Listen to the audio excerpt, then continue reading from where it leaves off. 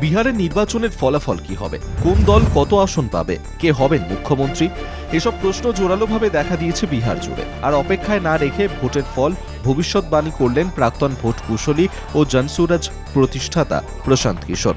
পিকের হিসেব নাকি মিলে যায়, এমনই গুঞ্জন রাজনৈতিক মহলে। দেখা যাক বিহারের ভোটের ফল নিয়ে এক সংবাদ মাধ্যমের সাক্ষাৎকারে কি ইঙ্গিত দিলেন পিকে।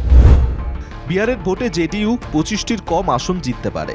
জনসুরাজ হয় শীর্ষে থাকবে, নয়তো সবার শেষে থাকবে। বিজেপির আসন সংখ্যা গতবারের তুলনায় কমবে। ইন্ডিয়া জোট তৃতীয় স্থানে চলে যেতে পারে।